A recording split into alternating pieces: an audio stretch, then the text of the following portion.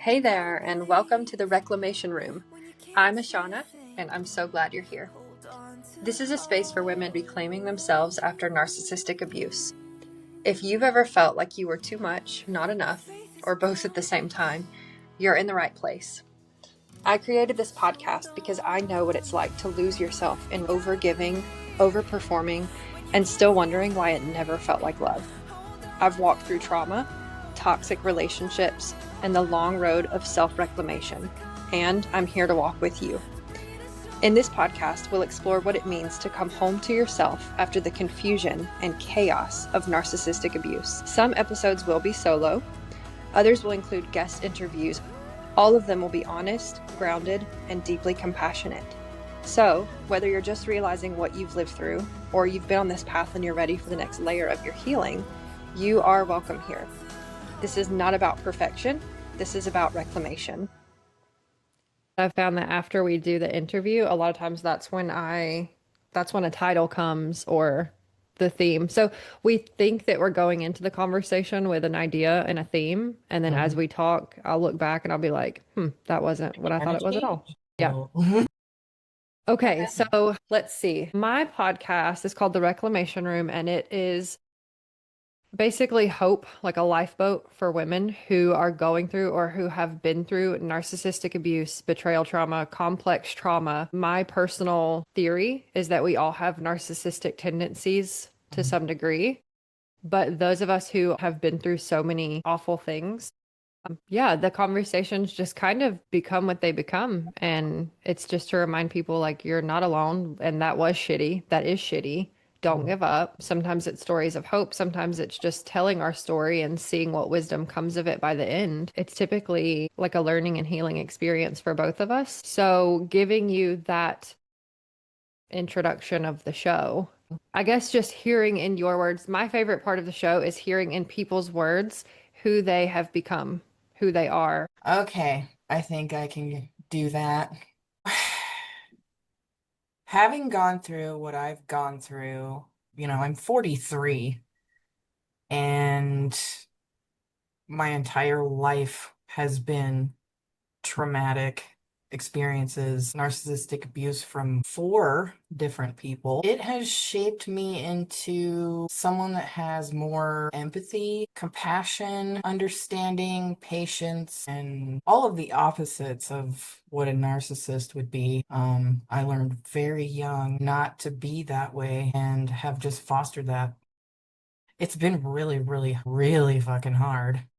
But once I had my son, that's when I think everything blossomed into who I am today. It's just stacked. So yeah, I guess I'm a no nonsense, no fucks given when it comes to telling people the truth because that is the absolute form of love, even when it hurts. It's really hard to talk about my good traits, but that's one of the things I'm most I wouldn't say really proud of, but content with is being able to help other people that way.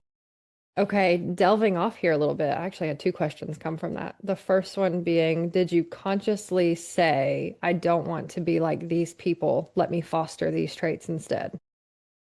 Uh, Surprisingly, yes. I was about 8 or 9 years old, and this is going to be a little short story time. So I was 8 or 9, and I was sitting out on the front porch of our trailer, and I had my cat, and he scratched me, and it was like, boom, instant trigger.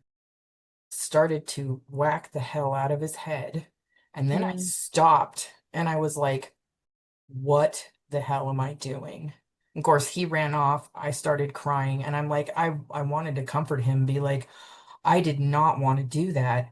And so at that moment, God, I'm getting goosebumps talking about it because it's like it was yesterday. At that Wow. moment, I was like, I don't want to be like him. This is the main abuser. And I'm never going to do that again.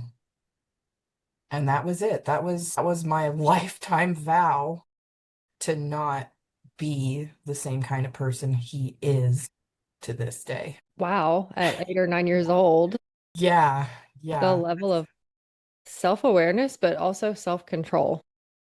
Well, I mean, that's a heavy this or that because yes, it's a self-control, but it's also kind of detrimental because I have suppressed my anger my entire life. That's not healthy either. Yeah. At least I haven't been hurting other people. That's absolutely my saving grace in that. Yeah, listening to that, a 9, 8, 9 years old, deciding, okay, I'm not going to act that way. You don't have that many tools to cope with what's going on inside. Yeah, You have sheer force of will. I'm not going to let that come out on the outside. yeah, Then what happens on the inside? yeah. It rots. I feel like there is a fine line between being able to be honest with people and say, hey, that was a dick move. Maybe Mhm. don't do that. Versus people do say, you think you have all the answers and you think you're better than everyone. I've had to feel that a lot too. And Yeah, of course, growing up and realizing, wow, I really don't know that much at all. we But all I, go through that. yeah, Yeah. yeah, you hit that phase where you're like, I am so dumb and I am so okay with that suddenly. But you do have that feeling inside of like, I know that didn't feel good. I know that wasn't right. That wasn't nice. That's not how we treat people. What is the fine line there? And in your words. Just the way you approach it. Because we don't know everything. I don't know everything, but I'm definitely going to stand up for the little guy or the victim or myself Yeah. if harm has been done, and if the other party isn't willing to receive it, then so be it. And we can either part ways or I won't interact very much anymore. Yeah. Yeah, I I hope would that hope answered that. the question anyway. I Yeah. know that's No, yeah, I mean, I feel like there's tact there, and then you want to yeah. make sure that you're on the same page as the person, but there's also some level of feeling the person out and Hmm. being connected to people. Yeah. Okay, so let's see.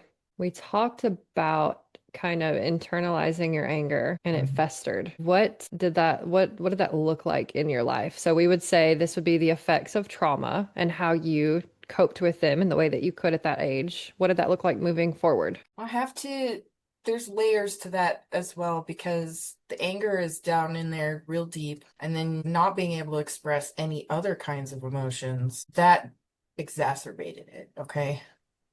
I fully believe that those unexpressed emotions, especially the anger, manifest physically because right now I'm disabled. I'm working on getting disability. I can't have a job because I can't stand up long enough to do it. Like, I had to quit riding motorcycles, and that was one of the biggest blows ever. But it's been a slow progression over the last 10 years of my body just, okay, we're tired of this and we need to release it somehow. Yeah, So my body's taking the brunt of that because I don't want to harm anyone else. That's one of my that's my top motto, harm none. And because I don't want to do that, it's internalized and expressing in physical pain and physical issues and just yeah. I think that has a lot to do with so many people's physical ailments and things. I mean, if you think about it, you encounter a stressful situation, a couple days later you get a cold, you know? yep, I believe that stress and unexpressed emotions and all sorts of things can manifest physically if you're not able to get those out properly and absolutely. in a healthy way. Yeah. I mean, there's a reason why we have different modalities of, the liver is associated with anger and the lungs are associated with grief. I'm Yep. wondering, you're in this place, you're aware of the anger, you're Yeah. able to name it. You're Yeah. like, yep, this has been in here. Okay, this has taken away the things that were important to me. Can't ride motorcycles anymore. Where are you at now? I would say the biggest step that I took about a year ago, I moved here to Colorado and I got away from the plague, is what his nickname is. Okay. Because I avoid him as such. So I had actually moved out of the house with my parents and I moved in with a friend with my son. And when I moved out here to Colorado, it was like, boom. I cut I cut him off completely. No contact. I've got like a 10-page cathartic letter to him that I have been working on for years and finally got to a point where, this is exactly what I want to say. And someday, if I want to, I'll send it to him, but I don't need to because it's for me. So, yeah, I would say my first step was writing cathartically. My second step was getting the hell away from him, cutting off all contact. And right now, I guess I'm in the third step, which is therapy. Yeah.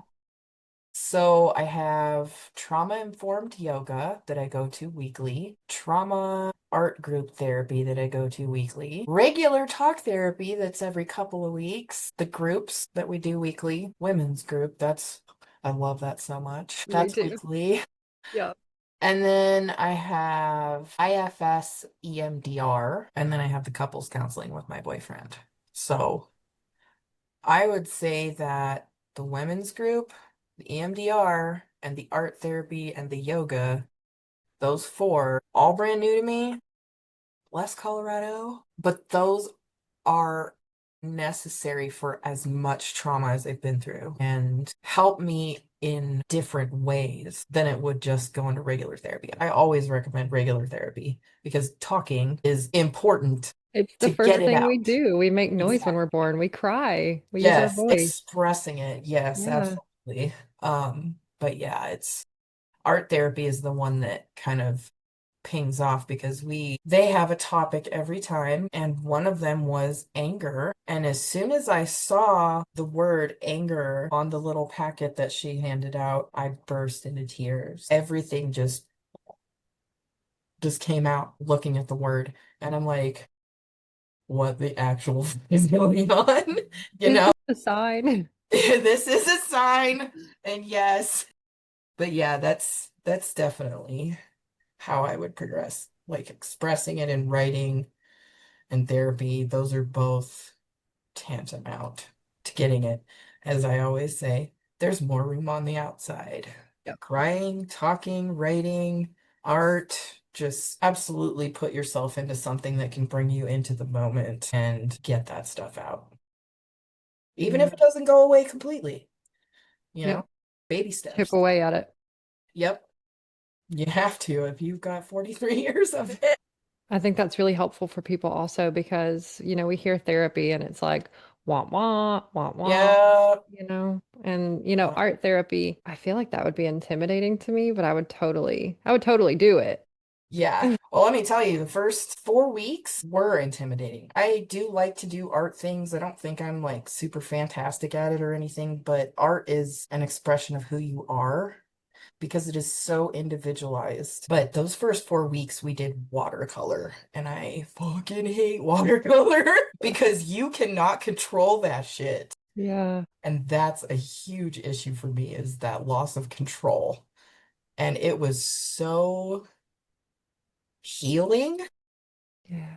surprisingly healing, that I bought a bunch of watercolor shit. And I was like, I'm gonna do Wow. watercolor stuff because I know I can't control it.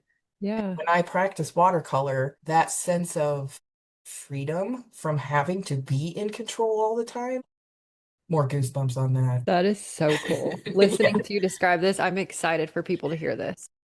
cool. This is what people need, the real Yeah. experience. And I could see that. Oh my gosh, the need for control. And then you jumped in and like that's what they were doing right then. Like, okay. Like, thanks for throwing me in the water. Yeah. Here you go, learn how to swim. Forgot my life jacket. Yep, I want arm floaties. I think that would be fantastic. They need to make those for adults. Man, okay. Well, maybe we'll name this episode Here's Your Arm Floaties. Yeah, Welcome to I the like deep that. end. Let's jump off. Right? Okay, let me see. I have some questions. Okay. So, you're familiar with inner child work, parts work, the Yes. concept that your children that you were are still within you. If your inner child had a seat at the table right now, what do you think she would want to say about where you are in your healing? That's a rough one. Well, because I've been doing IFS with Erin, she's brought a lot of those parts out. And so we've named a bunch and worked with them, and it kind of feels like having multiple personalities, and it is really like not super uncomfortable because I'm into this, but it's weird. And I'm always saying that it's when I'm closing my eyes and listening to what she's trying to bring out and telling her the things and the parts that come up, it just feels weird, but it works so fucking well that I just get blown away every single time. And it's gonna be weird because I gotta close my eyes and picture this because that's just how we do it. That's how I do it. What was the second half of that? If I had a seat at the table, What do you think your inner child would have to say about where you are in your healing? holy shit. Not just because of how much pain and trauma and just all of that negative stuff that I've gone through, but the flip side of that and the things I'm participating in now and how I'm working at healing myself because nobody else is going to do that. Unfortunately, we can't just push an easy button and we can't make the people that harmed us fix it. That's been a source of contention very recently with therapy, is how unfair it is that I have to pick up the pieces and put them together. However, that also means I get to put them back how I want. Okay? I get to glue them together and God, I wish I could remember the name of it. There's a practice in Japan where The glue, the gold. the gold, yes, They melt the there's a gold. term for that. You're gonna look it up while I describe it. I saw you going, yeah. So you get a broken piece of pottery and they use gold to repair it and put it back together. Now, I'm not a gold person. I'm more on the silver side, but I the idea of just picking these pieces up and putting them back together is like artwork for me. So, Kintsugi. Kintsugi, yeah, Mhm. spell it. Kintsugi. Kintsugi. Yeah. I don't know how to say that in Japanese, but Also known as Kintsukuroi. I, it's a I do lot. not Oh, I speak got it right. Japanese. I apologize to any listeners who. Who are Japanese and we mispronounced it. Yes. Wow, she butchered that. Yeah. That's funny. I love how you said that you get to be the one to choose how the pieces go back together. Yep. I've never heard someone say that before. That has that's another recent thing that just came into my head. And it was probably at art therapy because we were talking about, I know it was centered around trauma and what it does to you. But yeah, I can't remember. That's another thing trauma does is It holy does Swiss cheese memory. does do that. Yeah, especially when you're like right in the thick of it. Yeah, mine manifested weirdly in me. I think I would remember conversations verbatim to the point of being able to say it back to you with my inflection, your inflection, my inflection. Like, I could not remember the things that were shitty that I went through. I would just be like, I don't remember any of this. Oh my gosh, let's go back and do it again. And I'm like, this is Yeah, helpful. This superhuman strength that I have to remember things and then not fun. and your brain's like, we're just gonna get rid of that Yeah. so that you Yeah. could do it again. Yep. I don't think you learned it enough the first time. Yeah. Let's learn this numerous times over. Yeah. Mastery, my friend. Okay, well, let's see. Okay, I did have one more question before I change subjects. So, from what I'm hearing, a lot of your trauma centered around one person. Yeah. I would say, well, my whole life for him and half my life for the two serious relationships, and then one, I call it a one-off. That one's hard, but yeah, that was like 3 months of hell. So it's like 40 some odd years of the plague, and then the last half with those other three and the current one. Yeah. Not narcissistic though. I'll just say that I Yeah. don't think that he's a narcissist, but tendencies, yeah, You do be like that sometimes. it do. So, this one central person, my question is the dynamic that was there with him. How did that inform or influence the dynamics that then you carried out in your adult life or had happen around you in your adult life? Well, I'm gonna dip a little into a psychology thing. I am a whore for psychology and brain things. Here for it. Yeah. So when someone says daddy issues or mommy issues, I get a little twitchy about it, but the fact is, we often find partners in our adult lives that were very similar to our opposite sex parents. I think Freud is one of those that delved into that, but I couldn't quote that. Don't quote me on that. But yeah, my marriage um to Gravity, which because he's always bringing me down. That was coined by my last ex, but it fits so hard. He was like a milder version of the plague. And the plague is my father, but I don't call him that because he doesn't qualify. He was not a good person. So, father figure, no. Dad, no. That's why he has a nickname because I was like, I don't want to call him by his name. I don't want to call him by titles he didn't earn. But yeah, it's weird how we gravitate towards that comfortable Mhm. familiarity, Yep. even when it's detrimental. And that is exactly what I did with my ex-husband until I took the bull by the horns and got out of it. And then the same thing happened with my last ex, but he was worse. He was a lot more like the plague. And in there, when we were actually boyfriend and girlfriend, we broke up for 3 months, and there was another one that qualified me for the Me Too movement. 3 months of literal psychological terror and torture and manipulation until I finally got the hell away from him and went back to my ex. So, Yeah. yeah, I think that that has a huge impact who we had as parents. And thinking about it, like my 8 or 9 year old self vowing to never be like him, and then yet here I am picking these, sorry, No. these fucking assholes that are just like this guy because it's familiar. It just that's all I can say that would even explain it, you know? Because right now, I wouldn't choose them. Yep. But that's another thing with narcissists is they put on that charm until they hook you, and then you're set until you finally get out. Yeah. And that is so hard to do. So hard. Yeah.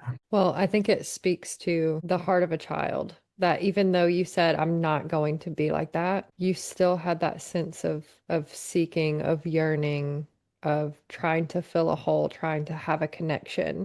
And Yeah. it was familiar to you. And it Mm. just that's why in everything that I do, like I find it so hard to be truly angry with people sometimes because it's like I understand. Yeah. It sucks and I understand. Yep. That's speaking on that a little bit is back to the first question and what you just said.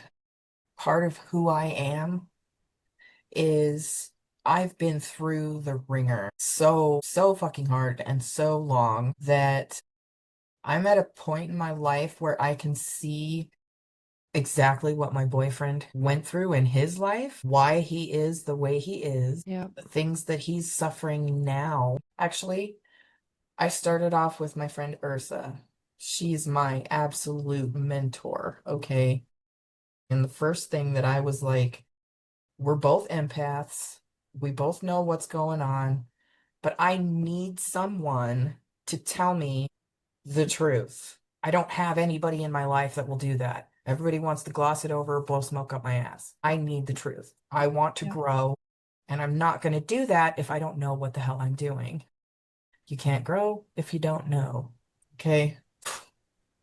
Yeah, I've lost my train of thought. Train has derailed. Let's see. You've been through a lot of shit, but you still see the best in people. Yes, Yeah. okay. That is why I have that sort of truthiness about me with people. It's because of Ursa, Hmm. you know. Um, but it's also like giving people more chances than sometimes they might deserve. Yeah, Yeah. I did that with my ex-husband. I did that with the Dementor. We'll see how it goes with this one. But it's so hard because it's like I know what you're dealing with and why you react the way you do, but you don't have to. Eventually, when you do the work, you can get to a place where you are more compassionate and empathetic for the people you've hurt, and you choose to do better. So I think what we've established here is that we grew up with empathy and compassion, and we have both sought to help people learn how to have more empathy and compassion. Sometimes to our own detriment. Well, not me. What could possibly go wrong, right? Okay. Well, okay. Let's see. I'm going to pull up your blog. Sure. Oh man, blog time. Blog time. Yay. So I know that in processing everything and just I recently had a sweet dude on the show, Justin, and he has an interview series and a website where he talks about sense making and meaning and purpose. And we had a great conversation of like that's what we do. We're Mhm. looking for sense, meaning, and purpose. And it can become more clear to us as we process things and as we take that next step and learn what we enjoy and what feels good and weaving together these conversations with people. So to me, my take on your blog when I visit it is this is your journey in sense, meaning, and purpose making. Yeah, But absolutely. I want to know what it means to you. So, I will go to the inspiration of it first, because since I started with Ursa, she and my therapist have all been trying to get me to journal. Okay. I have notebooks, I have pens, I have all the shit. Okay. And I just can't commit to it.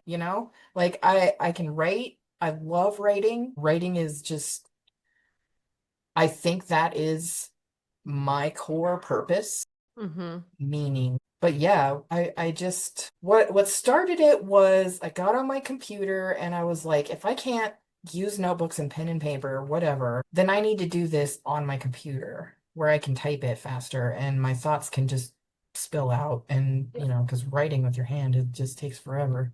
So I was like, okay, well, what kind of app can I get on my computer to do this to journal every day? Yeah.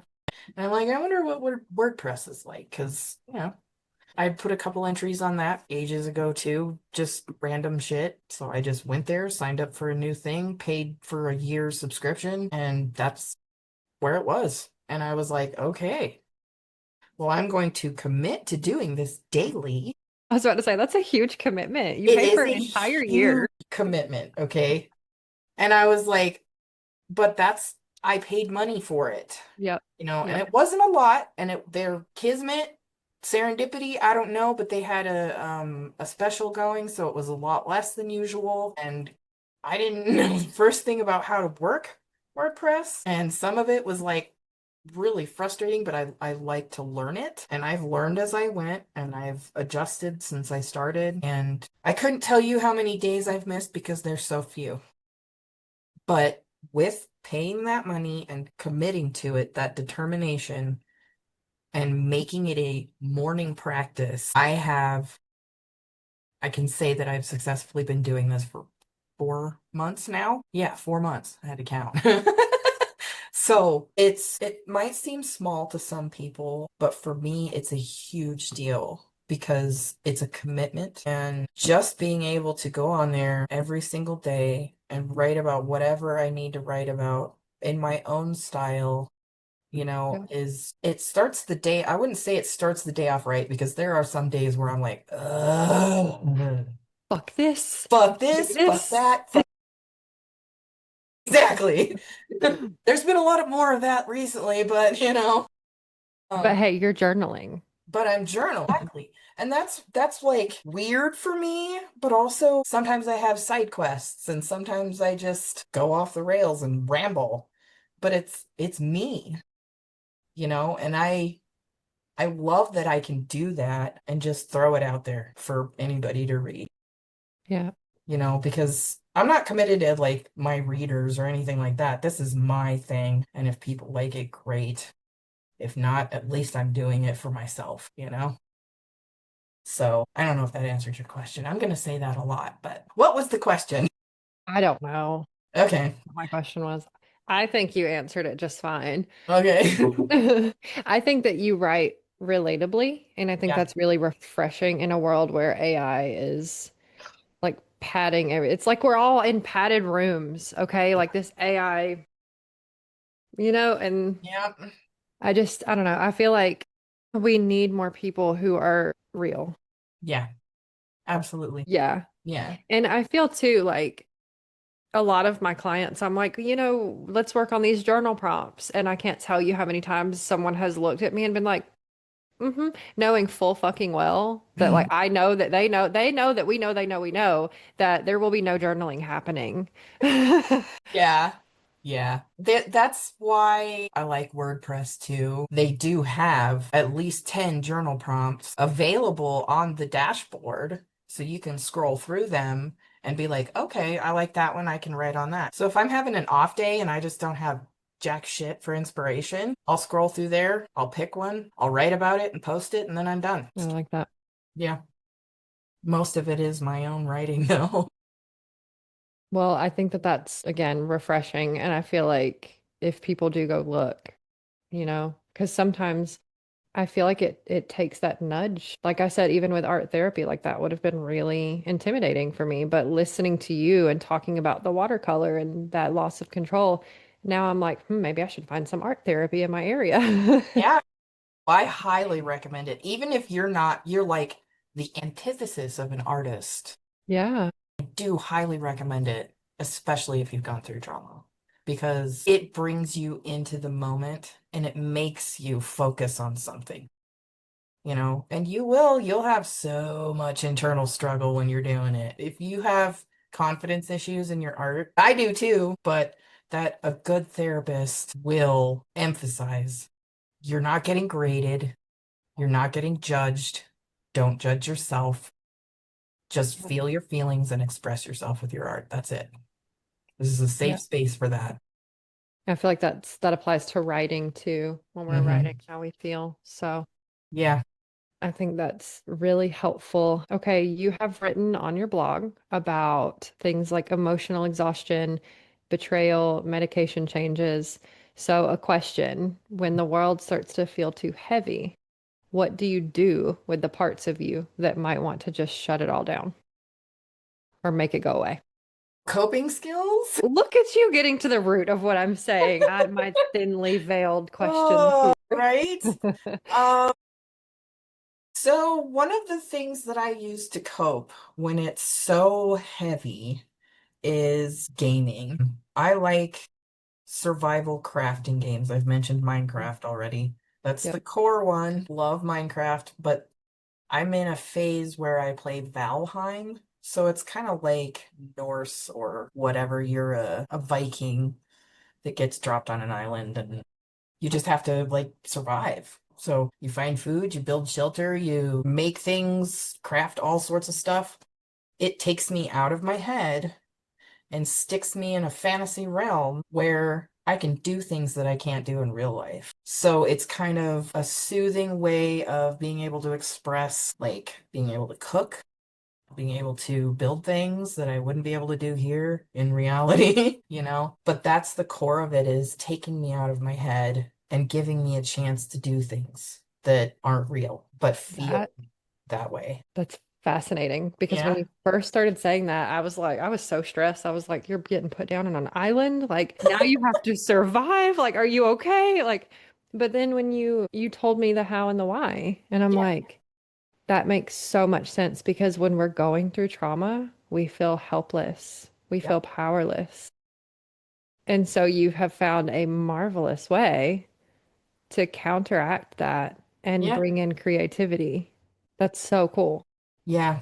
And I would say so it sounds stressful being dropped on an island and you're basically naked. You do have, your Jesus, this is junk's covered. escalating. This is escalating. Your junk's covered, but that's part of the journey is you have to figure out how to make fire, build that shelter. There will be enemies, but they're generally in the very beginning, you're in the meadows, so the enemies and things there are very few. You're basically leveling your character up in stages, Yeah, but in a survival way, and you have control of basically everything. You can reshape the land, do things like cut trees down, plant gardens, just I see what you're doing. You are saying I'm sticking it to that fucking watercolor, man. yeah, yeah. It is the opposite of watercolor. It is, I'm Yeah. in control of this world. It is my world. And yes, there are things that are a little stressful, and sometimes you die and you have to go back and get all your stuff. Yeah, yeah, you do. Sometimes you come up against a boar and it hits you a couple times and you go, "Bleh," but Yeah. you come back for sure. Yeah, Life lessons. woo, exactly. And then you just keep going. It's challenging enough that it's not boring. Yeah. Because if it's not at least a little bit challenging, it'll be boring as hell, and you're just like, oh, I don't even like this. But Tell that to me the next time I'm playing solitaire and I'm racing the clock and I'm like, the fucking cards. This is not the card I need. I don't play time solitaire for that very reason. Nope. I haven't played I'm like, solitaire. ah! So do you like Minesweeper? I was very good at that as a child, and my friends were always like, I don't understand. Like, what is this game? And I would be like, I don't know. I'm just clicking shit. And I guess I had good luck because I didn't Yeah, know maybe. either. My mom, same. Because I'd just be like, la la la la la la la, and my mom would be like, Yeah. she's like, you can do it with math, and I'm like, fuck math. I don't want math. Red three, and I don't like red. So I'm gonna go over here to the blue number two. Exactly. Yeah, she was very good at that game, but not luck. She just could just go through each one. That's But yeah. crazy. Oh God. That's Ah, a makes me little alarming to me. I'm like, oh. Okay, let me see. I'm gonna ask a few more to wrap us up. Okay. Okay. How has your understanding of strength changed as you've moved through trauma? And what do you now consider powerful that maybe once you might have said was weak or broken?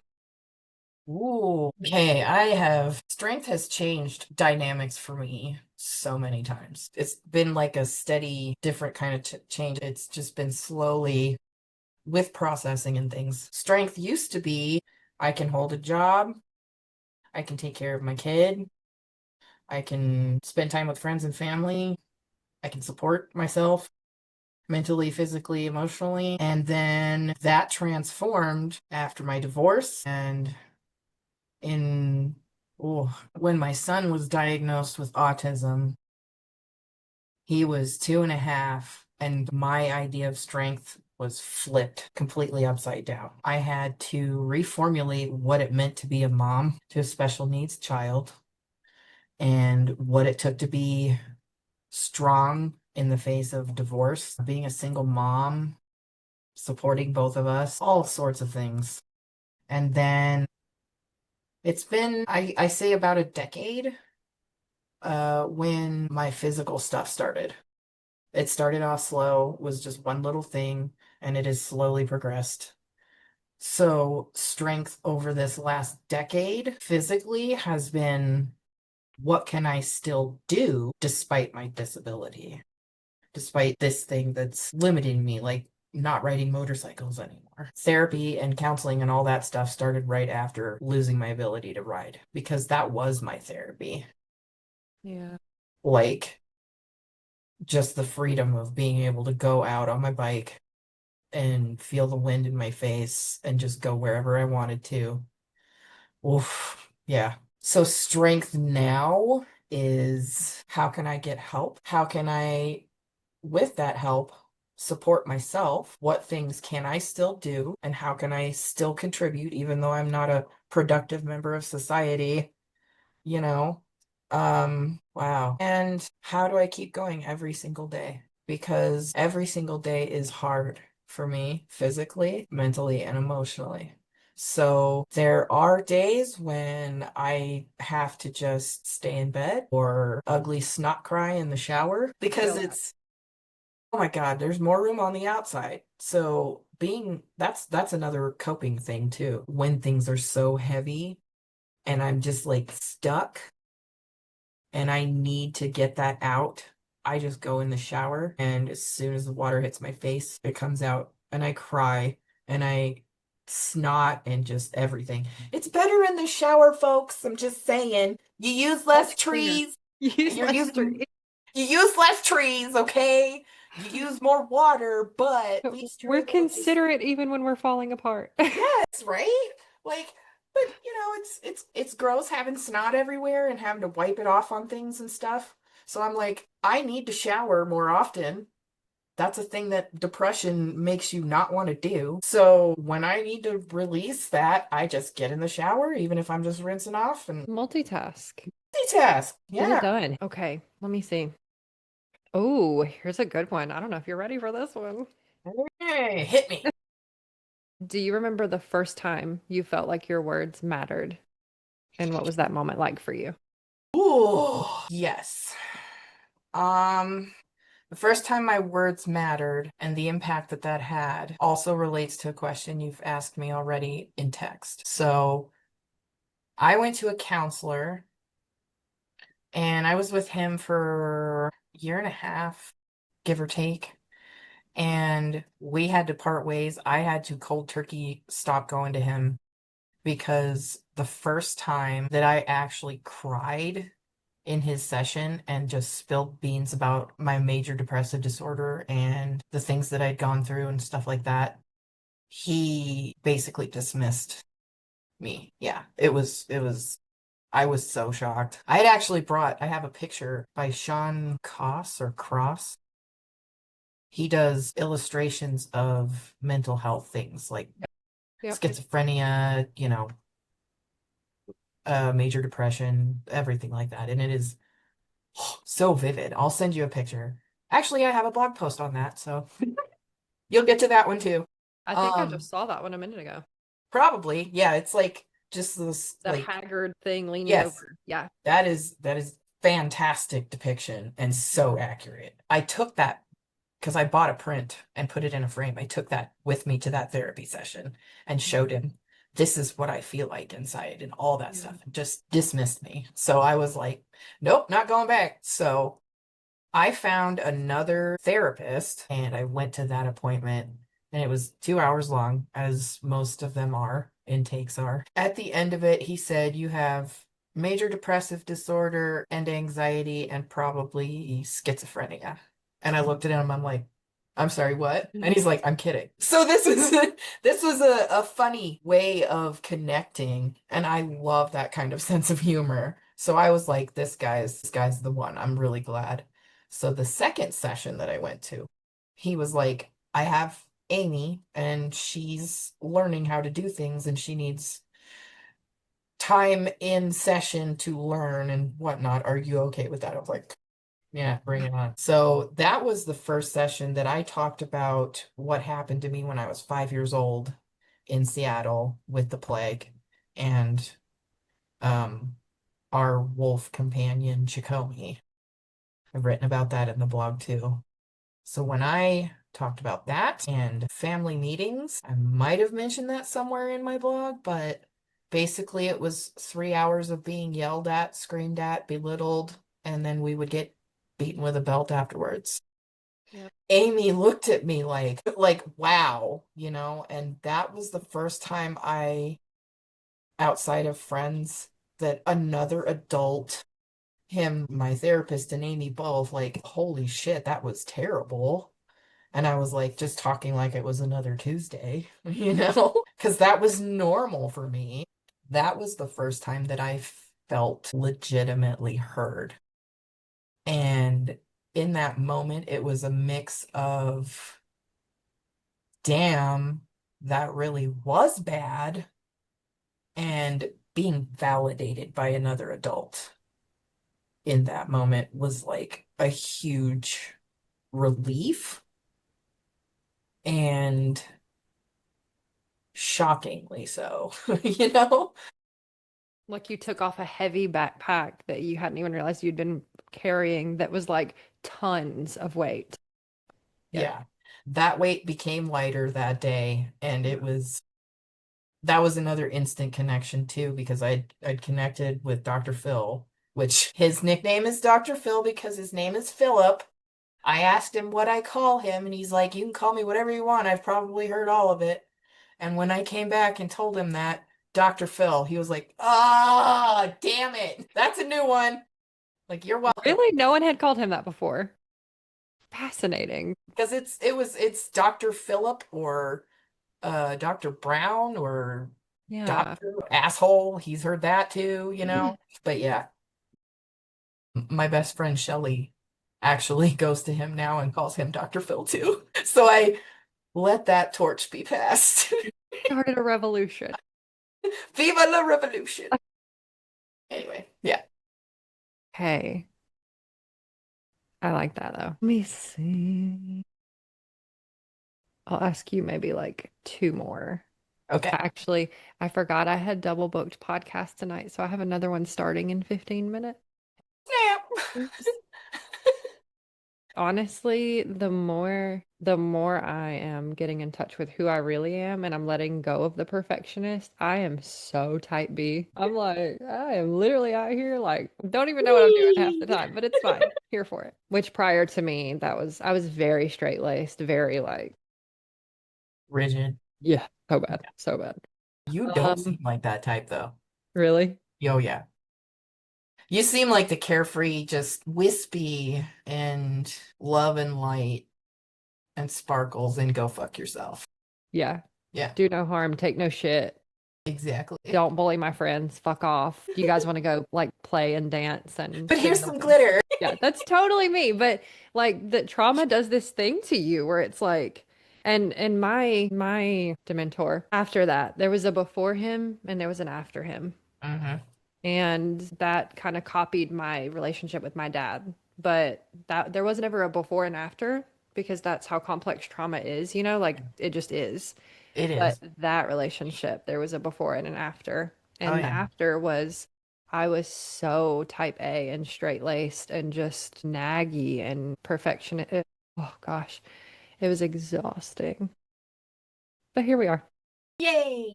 Back bitches. Okay. Okay, here's a fun one. Okay.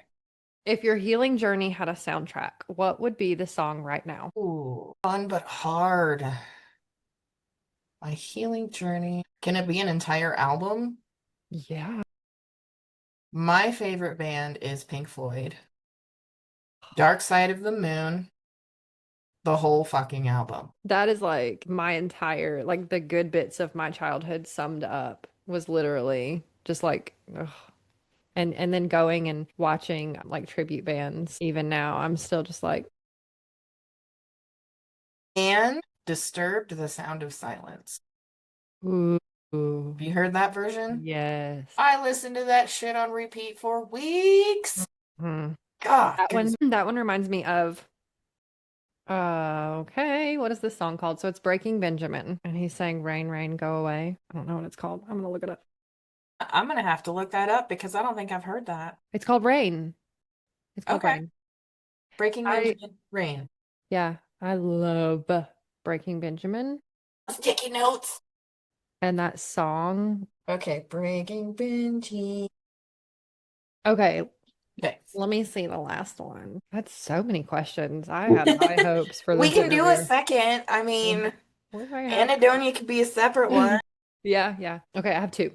So Okay. if someone finds your blog during what someone might call a dark night of the soul or difficult moments of their healing journey, what do you hope that they walk away from that feeling when they get to your blog and they walk away from your blog? I would first hope that it helps them know that they are not alone. It feels like you're alone so fucking much, but you're not. And that it's okay to not be okay. You know, I'm not healed by any means. The healing process is probably going to take the rest of my life, but I am so okay with that. I would hope that they could just enjoy the dark humor, the regular humor, the tragic, the sad, and walk away feeling content at the very least. And yeah, Yeah. content in that they're not alone. Well, we're going to share the link to your blog in the show notes if that's okay. That is totally fine. Okay. So last one, if someone is listening to this and they're not in a place to maybe they don't have the insurance, they can't go to therapy, they don't have access to art therapy, maybe they're not sure how to start a blog. Let's just say that they listen to this and they're like, "Okay, well, I'm in this place. I really like this episode. This is cool. What can we help them walk away with in terms of what can they do?" Cry in the shower first. That is absolutely one of the most relieving things. And you're not going to feel super great, but you will feel more calm and more centered. Starting a blog, at least with WordPress, is really simple. They do have basic ones that don't cost money. So you can go on there and just start something. They have tons of themes. Just pick one and you start writing. And you don't have to do it every day. You can do it weekly. You know, if you don't have access, whether it's because you lack the area or the stuff in the area, I used to live in a black hole. That's what I called it back in Arkansas. If you live in a black hole like I used to, the internet is your best friend. Go online, YouTube, Reddit, anything, and find some videos that show you how to do art because there are fuck tons of those. I even use them myself because I'm like, okay, how do I do this in watercolor? Because, I don't recommend starting with watercolor. If you're gonna do any sort of artistic painting, maybe draw or do acrylics or fuck, just use crayons if you want. I don't care. Yeah. You know, paper and crayons. It seems childish, but it's not. And then maybe it'll pique some of that childlike stuff inside and get that out too. Even Yeah. if you're just like, it does help. You can do those things for very little money or free. And I think they have, if you've got like a Goodwill or something, they've got lots of stuff there that you can repurpose. But yeah, definitely do a couple things that are expressive.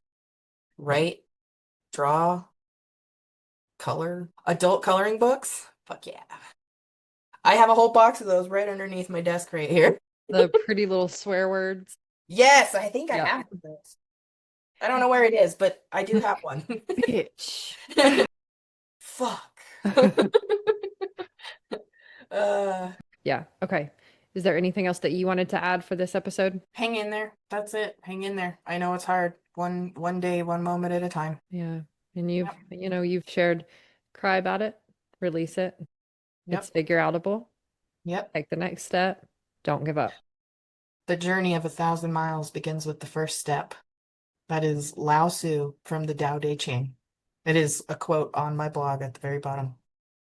There you go. And on this ring that my best friend gave me when I got divorced. Wow. Yep. I love that. Words to live by. Yep. Absolutely. Thanks for spending time in the Reclamation Room. Be sure to follow or subscribe so you never miss an episode. And if this supported you, consider sharing it or leaving a review. You're not alone, and your reclamation is sacred.